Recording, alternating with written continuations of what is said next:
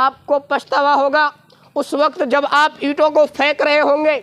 आपको पछतावा होगा उस वक्त जब आप इधर उधर गड्ढे खोद रहे होंगे, क्योंकि आपने अपने उस कीमती वक्त को, जो आपकी पढ़ाई का वक्त था, आपने उसे खेल कूद में बर्बाद कर दिया।